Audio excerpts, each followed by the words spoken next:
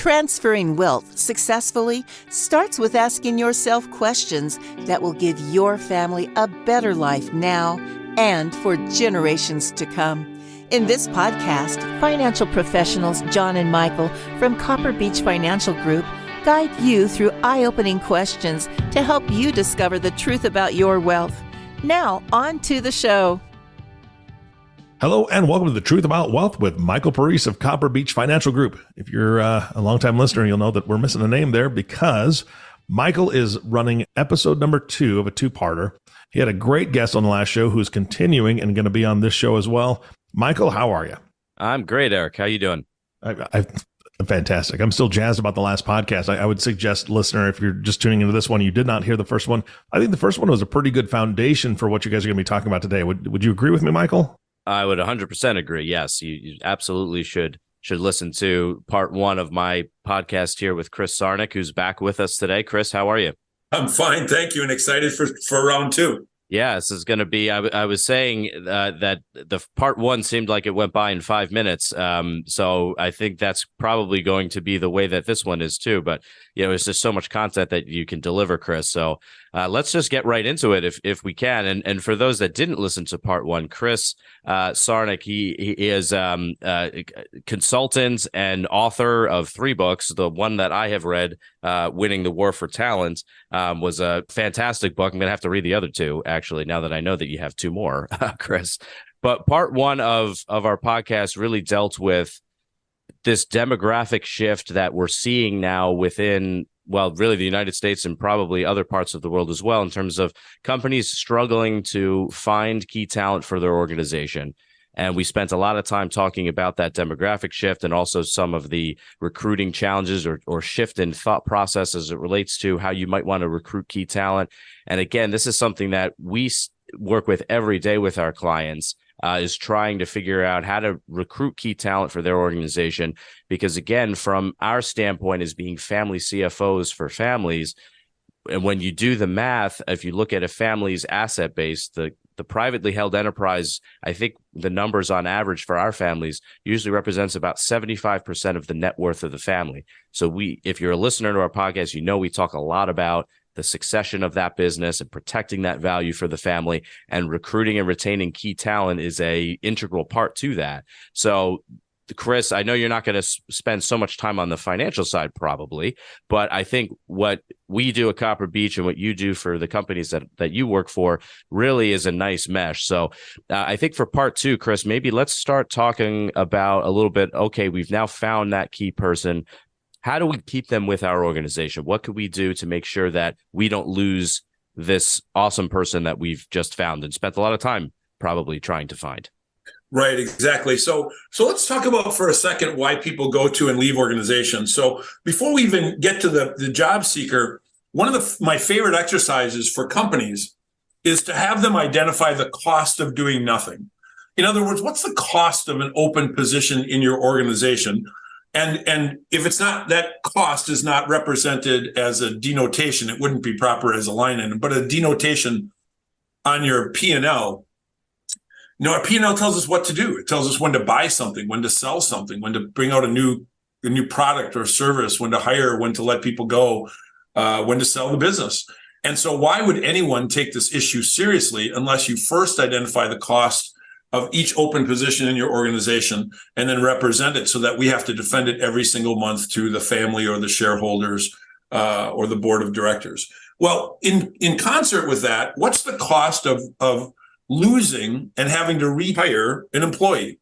SHRM, which again, I'm a huge SHRM fan, would tell you over the last 10 years, they estimate it's 38% of a person's annual wages without benefits to lose and have to find, replace, and retrain somebody for that. So if you think about the number of people that you've lost over the given year, if you just take their collective wages without benefits, multiply it by 0.38, you would see the cost of losing and retaining talent. So what's the cost of doing nothing to retain and develop talent in your organization? You know, oftentimes we call it a hidden cost or a shadow cost. Probably doesn't feel like a shadow cost when you have new employees making big mistakes or making your customers upset or not getting the truck out on time. And so the first thing I want you to do is, or encourage you to do, is identify the cost of turnover in your organization. Go do the math, and then start treating this problem with the same urgency you would a safety or a quality issue of the same magnitude. So think about this. If your turnover problem was $800,000 in the last year, or even if it was $100,000 in the last year, if you had a $100,000 safety issue as an organization, how would you be reacting to it? My guess, you'd be all hands on deck. We would have a special team formed. We'd have KPIs on the wall. We'd have subject matter experts flying in from the East and West Coast. If you had a $100,000 safety or quality issue, we would be all over it. But not only haven't we figured out what the cost of turnover is, but when we look at it, we say, well, there's nothing we can do. No, there's actually a lot you can do. If I am known for any saying in this area around the world, it's this one. When people stop learning, they start leaving. Think about this. Isn't that true for you? The reason you started your business, the reason you moved from one business to another, was likely that you had learned everything you could. Why do people move from supervisor to manager, and from manager to vice president, and vice president to president, and then eventually start their own company? It's because those driven people are looking for challenge. They're looking for growth. Your talented people are constantly looking for a way to grow. In fact, what's interesting about that is that when you hired them, I mean, just think about this for a second. When you hired them, you screened out all the people who didn't want to grow. You screened out all the people who didn't have initiative. And so you filled your place with people who have initiative and are desperate to grow. And then you don't have a good development program, and you're asking me why they're leaving you. No, you did it. We did it collectively. I was an HR manager in Mead and Chesapeake corporations for a long time. And so we have never done that, because in my generation as a baby boomer, if you got a job, you just hung on to it. Well, that is not the case today at all. As a matter of fact, there's 10.1 million open jobs in America. There's only 6.2 million unemployed people. We're still 17,000 jobs short of where we were before the pandemic started. And you can't open a car door without hitting 2 no hiring signs. Why would any driven person who's desperate to learn and is not given new challenges or interesting ways to grow, why wouldn't they leave you? So the first thing that it's important for you to understand is when somebody transitions in. So let's talk first about when people first come into an organization. I'm almost begging you to have a mentor program for that person. Why? Well, 2 reasons. Number one, what we talked about in the last podcast is that everybody's job search starts with being unhappy. They were unhappy enough to leave all their friends. They left their manager. They knew where to park. They knew how to put in for vacation. They knew their customers. They knew their computer systems. And they were unhappy enough to leave all of that behind and come to work with a bunch of strangers.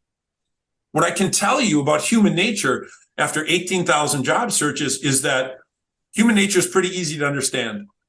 People, when they come to work for you, their first concern is not whether they're going to be a good machine operator or CTO. Their first concern is, will anybody sit with me at lunch on the second day? Just like, remember in 7th grade, you wondered if anybody was going to pick you to play on their flag football team?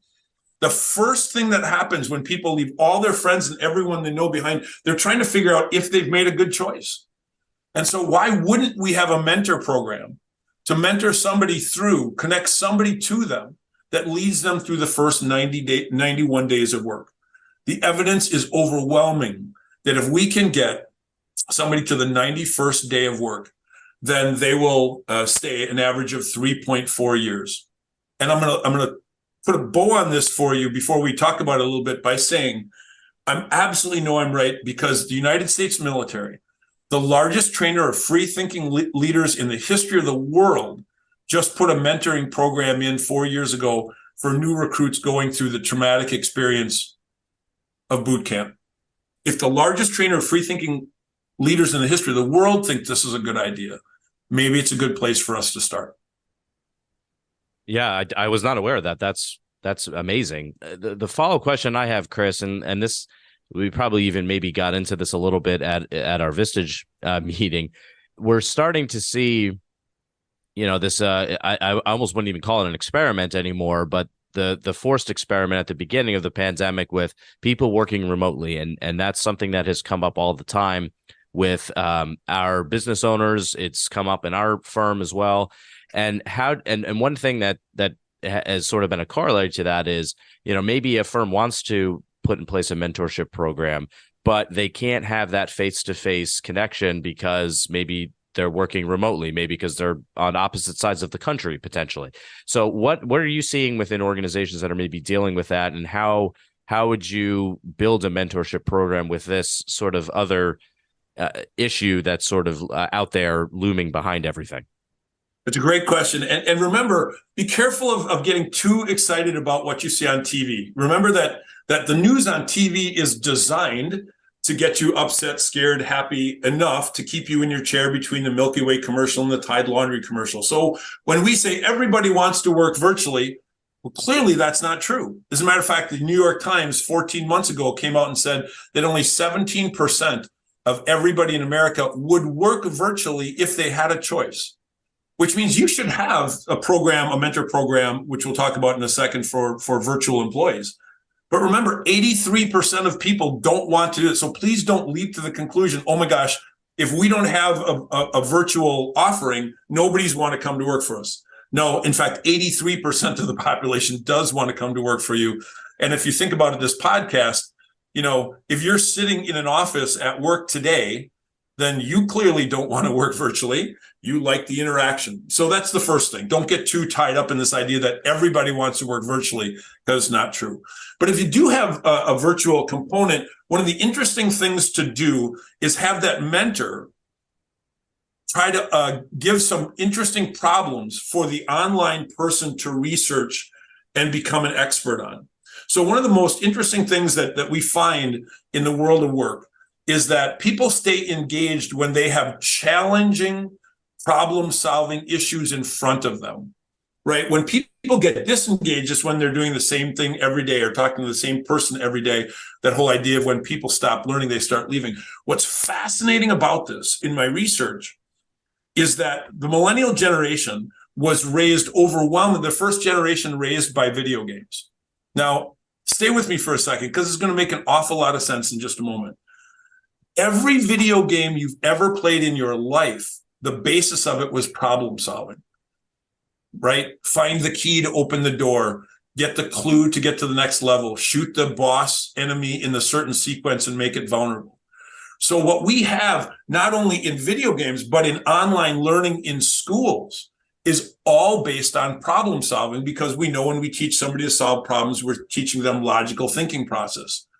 Well, if that's true, then if we give online people interesting problems to solve and for them to become wise on and then share that knowledge with people, not only do we keep them actively engaged, keep them learning, but also we can solve some of the really interesting problems that the organization have. And that person online is connected with people, not just because they're doing a job, but because they become a teacher or a valued mentor of other people in this organization as they teach them about that topic that they became knowledgeable about. Yeah, I've never heard the video game analogy, but that does make a lot of sense. And you're right. It is all based on problem solving. So that's not something that I would have thought of, but that's great.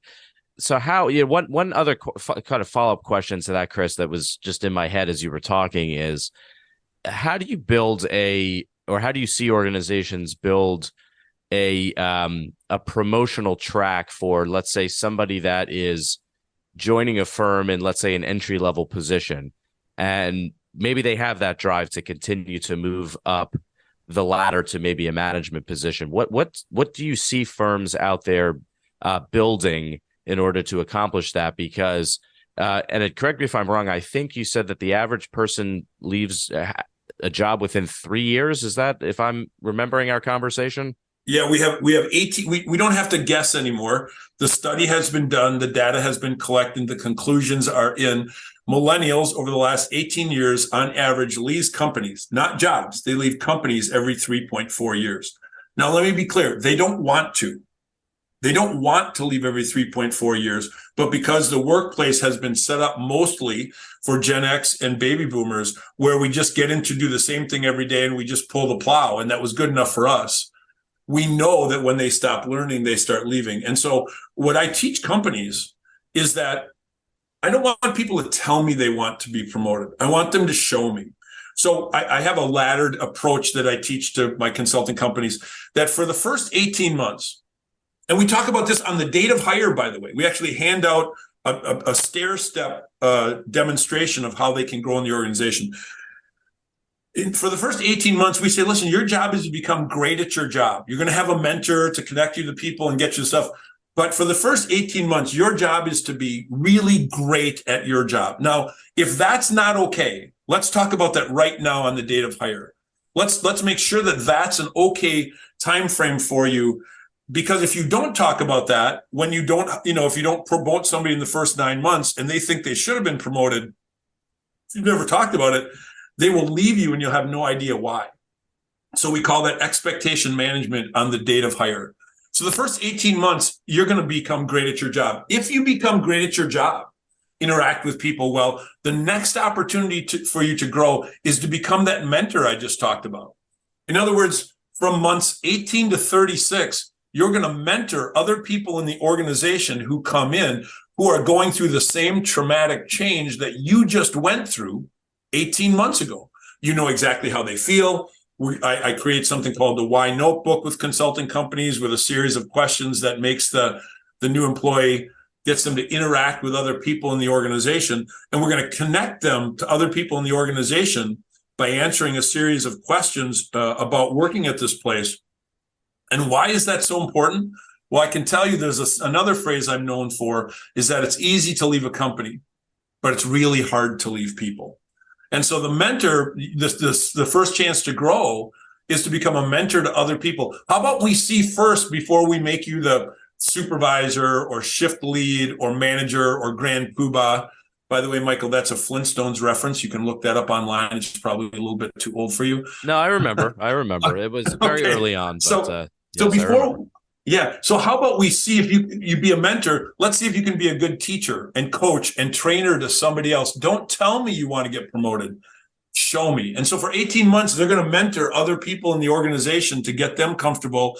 And so you're not only keeping the people who are new hires in, but you're developing the employee who's been there 18 to 36 months as a good teacher, mentor, and coach. Because my guess is everybody on this podcast, if you think of the best supervisors, managers, and bosses in your life, they've all been good coaches, mentors, and trainers. And so before we give you responsibility, how about you show us that you can put somebody else's interests ahead of your own and you can serve in that role well. Now, that's the 36 months. At 36 months, there's a different opportunity. And that different opportunity is to become a subject matter expert in a topic. And I can keep going, but I want to make sure that if there's a question in there, I can answer it to you. But there's the next level I can explain to you is how to keep people for the long term. Yeah, well, what I think in the term you use in the book is maybe career mapping. And I really like that term because, and if you're setting this up, I'm thinking about how powerful this could be when you bring on a new hire and you're laying this all out for somebody. They can see very clearly that there's, a path to growth. Like you said, there's a path to learning and you're already instilling in them that you are viewing them as a long-term member of this team and this organization, not just somebody who's going to fill a role for 6 months and go someplace else. You're instilling that at a very, right at the beginning, which I think is great. Michael, I have client companies who are literally laying out this stair-step approach on the first day of hire, and they're actually inviting in the spouse or significant other of the person at the hiring moment, so that we show not just the new employee, but the family that you don't have to leave us to grow, that your ability to grow is entirely in your hands. And there's an opportunity through something I call internal career mapping, where you can research and identify along the way, as you're in this mentorship role, areas of the organization that you might want to aspire to in a higher level of service. And there's a standard process that you go to to learning about those jobs, learning about the duties, tasks, responsibility, authority level, deliverables of that job, whether you're the right personality type for that job, what kind of problems that job has to hire. And it's a learning process about you, right? And if we know anything, we know that everybody's favorite topic to learn about is themselves. And so not only can we do internal career mapping where that person who has proven to us, remember, first 18 months, they proved they were a good employee. The next 18 months, they proved that they were a good teacher, mentor, and coach. And after 36 months, we let them identify jobs in the organization that they can aspire to. Now, the reason this is important, Michael, is because most companies have people that deserve to be promoted or recognized, but the company's too small. You just don't have any place to promote them to. As a matter of fact, if people are listening, if you just think in your own mind about somebody in your organization that is awesome, they're amazing every day, they've been with your company 3 years or more, and they deserve to be recognized or promoted, but you just don't have a place to promote them. There's only so many supervisor roles, so many manager roles. But the big one is, think about that person in terms of, if this person that you're thinking about wanting a development program for, if this person came in and gave their notice on Monday, your heart would jump into your throat. Your blood would curdle, because life without them would be so difficult. We have to have a way for them to grow. Even if we don't promote them, we know if we continue to grow on an arc towards promotion and they have control of it, then they will stay. See, you hired people who were driven and had initiative. So you don't have to lay out step-by-step, moment-by-moment to development plan. What you're going to say to them after 36 months is, listen, you've earned the right to aspire to a higher level of service in our organization. There's 2 steps to it. Number 1, let's do an internal career map and identify a job in your organization that might be a really good fit going forward, and let's start moving you towards that. And second of all, we can create something called subject matter experts.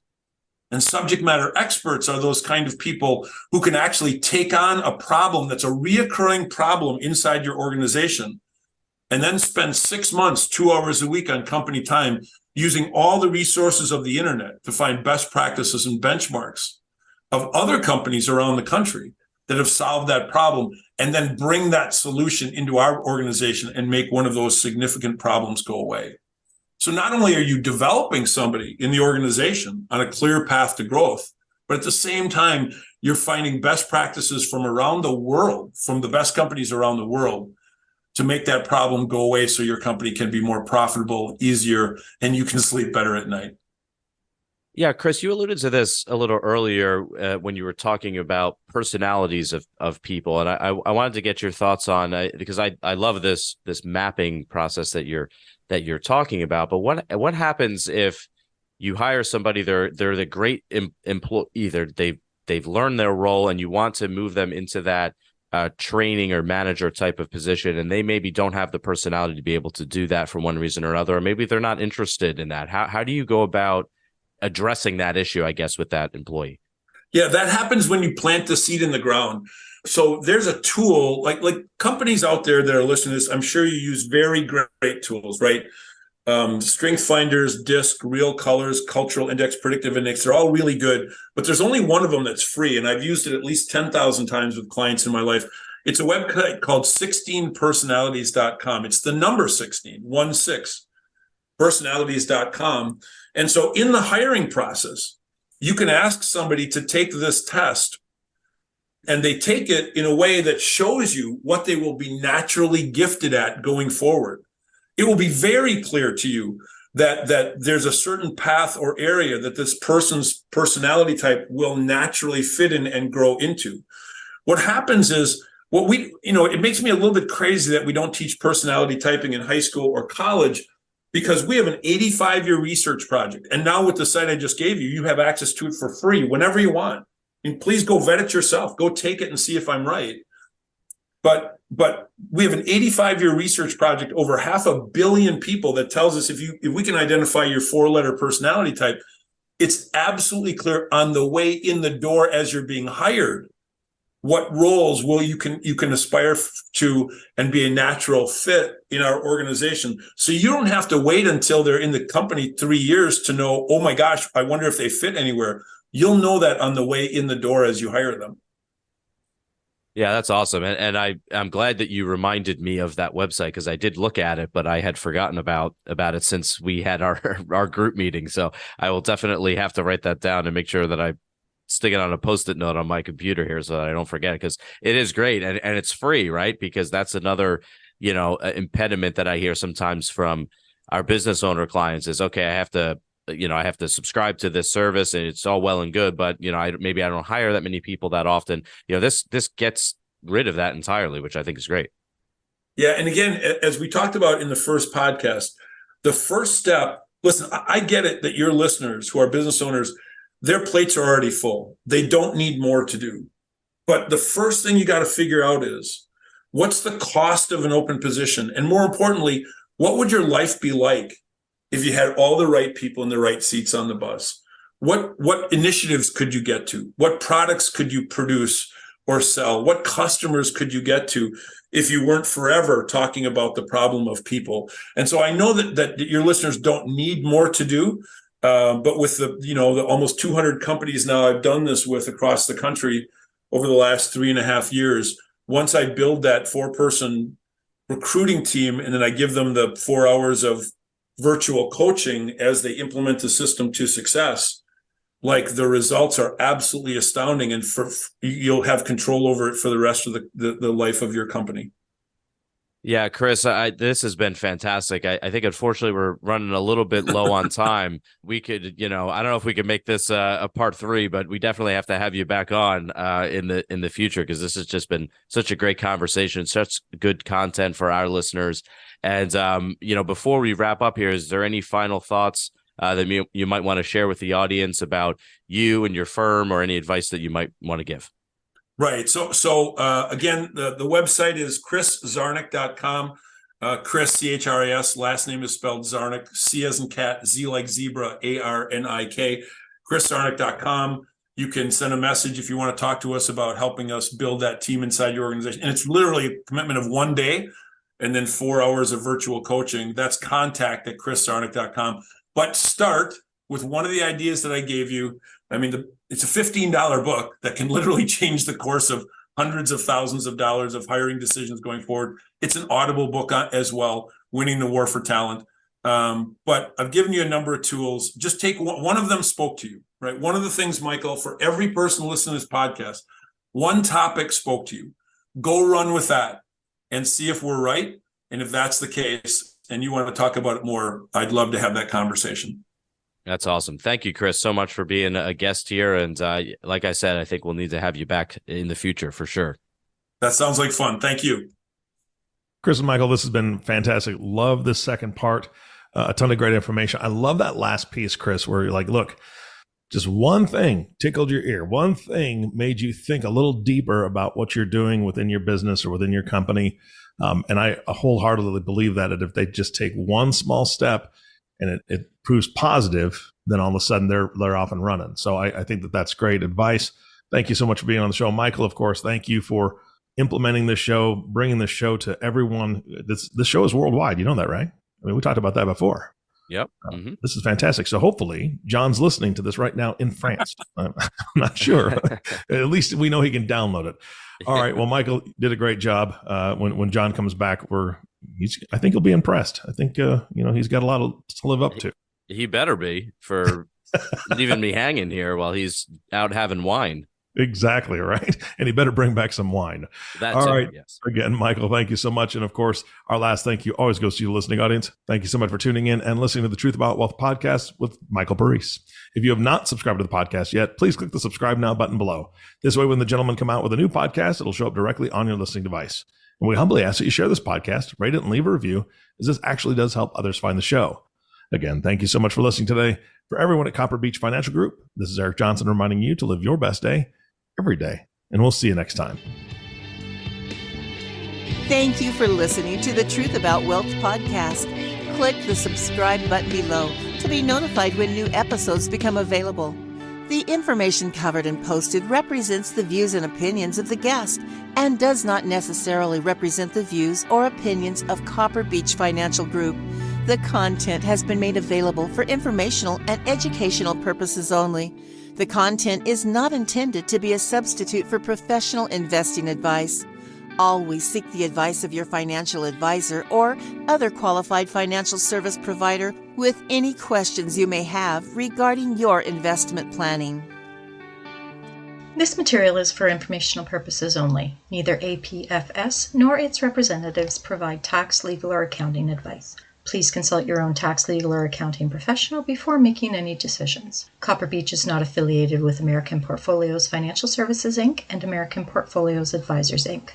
Securities offered through American Portfolio Financial Services, Inc., a member of FINRA SIPC, investment advisory and financial planning services offered through American Portfolio Advisors, Inc., an SCC registered investment advisor. These opinions are subject to change at any time without notice. Any comments or postings are provided for informational purposes only and do not constitute an offer or a recommendation to buy or sell securities or other financial instruments. Readers should conduct their own review and exercise judgment prior to investing. Investments are not guaranteed, involve risk, and may result in a loss of principal. Past performance does not guarantee future results. Investments are not suitable for all types of investors. Copper Beech is an unaffiliated entity of American Portfolios Financial Services, Inc. and American Portfolios Advisors, Inc. Any opinion expressed in this forum is not the opinions of American Portfolio Financial Services, Inc. and American Portfolio Advisors, Inc., and have not been reviewed by the firm for completeness or accuracy. American Portfolios and Copper Beech Financial Group are not affiliated with any other named business entities mentioned.